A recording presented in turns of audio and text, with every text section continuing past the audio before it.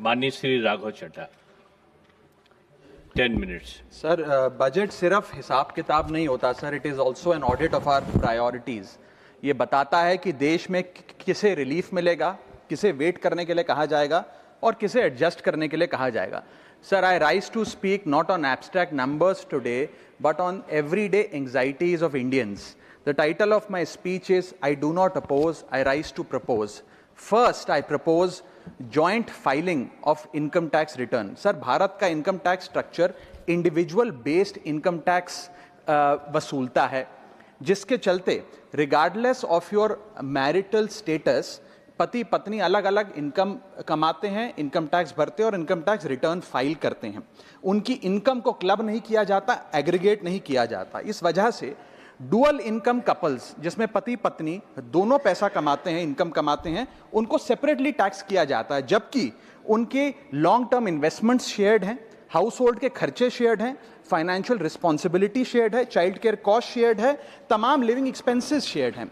दुनिया के कई देशों में सर पति पत्नी को एक इकोनॉमिक यूनिट की तरह रिकॉग्नाइज किया गया और joint filing of income tax का प्रावधान दिया गया। लेकिन भारत में खर्चे स्पाउसेस शेयर करते हैं, लेकिन जब इनकम टैक्स भरने की बात आती है तो इनकम टैक्स डिपार्टमेंट दोनों को स्ट्रेंजर्स करार देता है। मैं आपको उदाहरण के माध्यम से समझाना चाहूंगा। सर, समझिए कि दो परिवार हैं, एक ही शहर में रहते हैं, एक ही कंपनी में नौकरी करते हैं।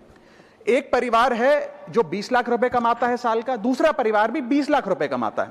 स्कूल की fees, rent, grocery, medical bill सब समान है, लेकिन इनकम टैक्स अलग अलग। जैसे कि एक पति पत्नी है, राहुल और ऋचा, दोनों काम करते हैं। राहुल साल का 10 लाख कमाता है, ऋचा भी साल का 10 लाख कमाती है। इनकी कुल इनकम 20 लाख रुपए।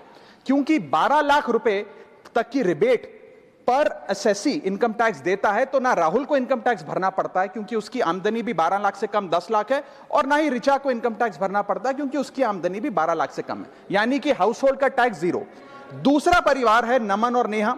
नमन साल का 20 लाख रुपए कमाता है और नेहा ने अपनी नौकरी छोड़ दी। वो घर पर बच्चे का ध्यान रखती है, माता पिता की जो बूढ़े हो गए उनका ख्याल रखती है।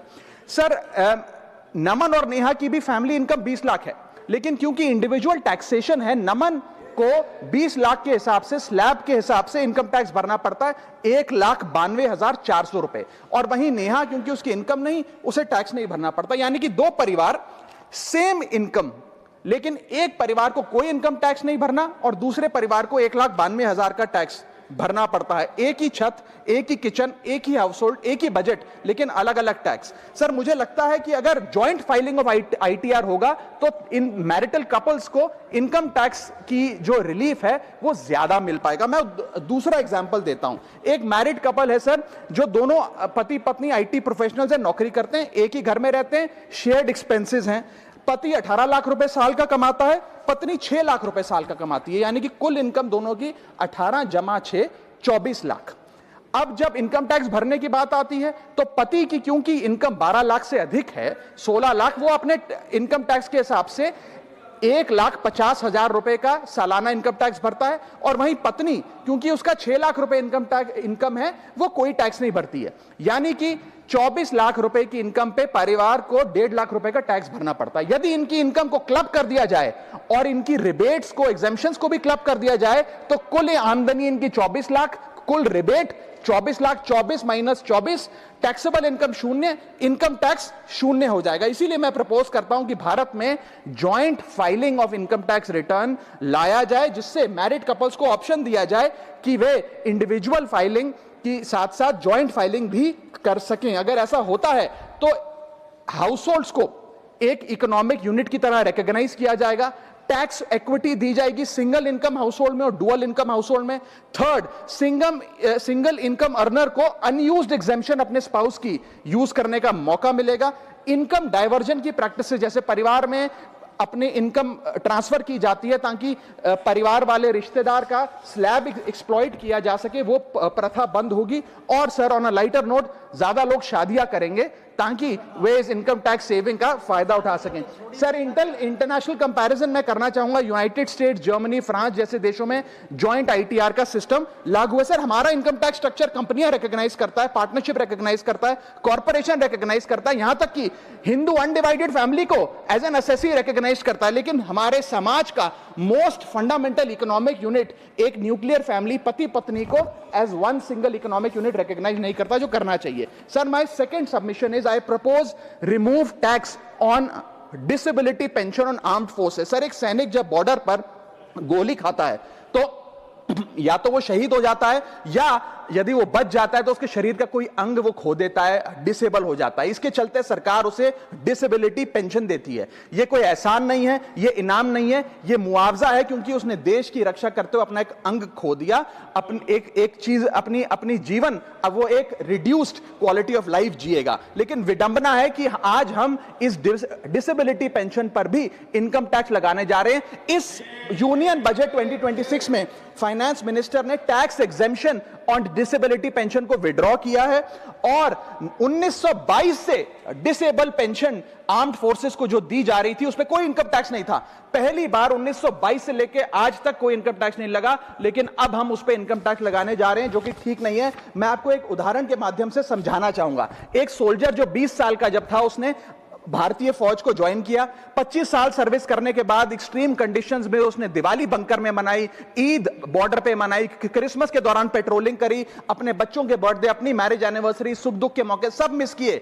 लेकिन उसने अपने सैक्रिफाइस को कभी टैक्स लैब और टैक्स एग्जेम्पशन के चश्मे से नहीं देखा। लेकिन जब ऑपरेशन के दौरान किसी इंजरी के चलते वो अपना कोई अंग खो देता है और मेडिकल बोर्ड उसे 40 से 50% डिसेबल घोषित कर देती है, तो उसके पास दो चॉइसेस होती हैं। या तो वो सर्विस छोड़ दे और पेंशन लेने शुरू लग जाए। अगर सर्विस छोड़ के वो पेंशन लेने लग जाता है तो उसकी पेंशन एग्जेम्प्ट है। लेकिन अगर वो सर्विस नहीं छोड़कर अपनी पूरी टेन्योर काम करता है, अपाहिज होने के बाद, डिसेबल होने के बावजूद भारत माता की सेवा में कार्यरत रहता है, तो उसको डिसेबिलिटी पेंशन जब मिलती है रिटायरमेंट के उपरांत, तो उस पर इनकम टैक्स इस अमेंडमेंट के द्वारा लगाया जा रहा है। सर, ये करके हम एक प्रकार से दो category of wounded soldiers create कर रहे हैं, जिसमें दर्द सहकर जो फौजी ज्यादा काम करता है उससे ज्यादा टैक्स लिया जाएगा। हम अननोइंगली पनिश कर रहे हैं सैनिकों को घायल होने के बाद जो काम करते हैं। So we are penalizing courage, we are taxing endurance. मैं कहना चाहता हूं sir, when the wound is same, service is same, sacrifice is same, tax treatment अलग अलग नहीं होना चाहिए। डिसेबिलिटी पेंशन कोई विंडफॉल गेन नहीं है, कोई बोनस नहीं है, कोई प्रिविलेज नहीं है। अगर भारत माता की सेवा में उस सैनिक ने अपना कोई अंग खो दिया, उसको टैक्स मान के और उसकी डिसेबिलिटी पेंशन को अतिरिक्त इनकम मान के उस पर टैक्स नहीं लगना चाहिए। You can tax income, you can tax profit, but you cannot tax a soldiers sacrifice. Sir, मैं बस यही कहना चाहूंगा कि एक ग्रेटफुल नेशन एक हाथ से सोल्जर को सल्यूट और दूसरे हाथ से इनकम टैक्स का नोटिस नहीं दे सकता। इसे विड्रॉ करना चाहिए and restore full income tax exemption on disabled pension for all army personnel. Sir, third मेरा प्रपोजल है no bank charges for not maintaining minimum account balance.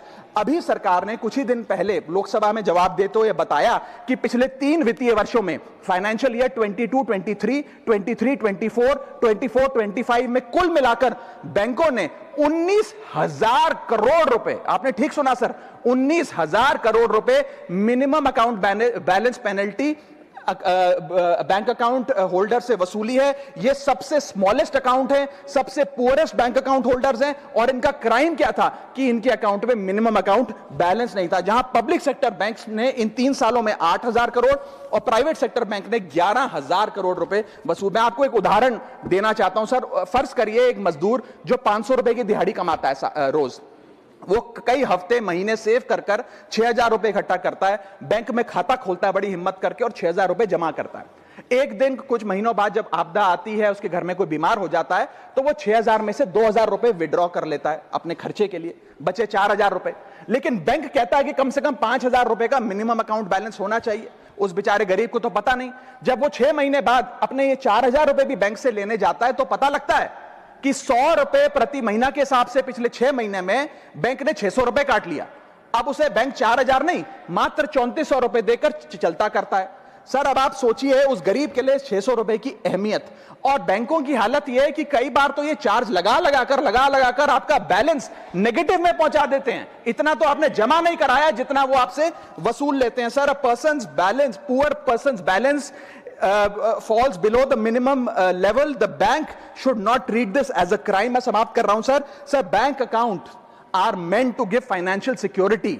ये हमें फाइनेंशियल सिक्योरिटी की जगह आज फाइनेंशियल स्ट्रेस देते जा रहे हैं, और एक बैंकिंग सिस्टम को हमने ऐसी व्यवस्था में तब्दील कर दिया है जिसमें पॉवर्टी को पनिश किया जाता है। मैं समाप्त कर रहा हूं, आधे मिनट में खत्म कर दूंगा sir. Sir, if we want 16 minute है। हाँ, मैं समाप्त कर रहा हूं। इफ वी वांट पार्टी में से कटेगा। हाँ, मैं खत्म कर रहा हूं, कोई नहीं, 1 मिनट फालतू ले लूंगा sir. If we want more people to be a part of the banking system for financial inclusion, हमें स्मॉल सेविंग्स को प्रोटेक्ट करना होगा, ना कि पीनलाइज करना। आज देश में अर्बन बैंकों में, अर्बन ब्रांचेस में 5 से 10 हजार रुपए मिनिमम अकाउंट बैलेंस रखना पड़ता है, सेमी अर्बन में 3 से 4 हजार रुपए, और रूरल ब्रांचेस में 1 से 3 हजार रुपए रखना पड़ता है, जिसके चलते बैंक 50 से 600 रुपए के बीच में पर मंथ चार्ज लगाते हैं। उस चार्ज पर भी 18% जीएसटी वसूलते हैं। अंत में मैं बस इतना ही कहना चाहूंगा सर कि आज बैंक गरीब आदमी को पीनलाइज कर ज्यादा मुनाफा और रेवेन्यू कमा रहे हैं, ना कि और किसी सर्विस से, जिसके चलते आज गरीब आदमी और गरीब हो रहा है। मैं अंत में बस सरकार को कहूंगा कि ये मिनिमम अकाउंट बैलेंस की पेनल्टी को वेव ऑफ करिए। हम किसानों के लोन जैसे माफ करते हैं, वैसे बैंक चार्जेस एमएबी के समाप्त किए जाएं इस देश में, और गरीब को फाइनेंशियली इंक्लूड किया जाए। मुजीबुल्लाह खान साहब 6 मिनट्स।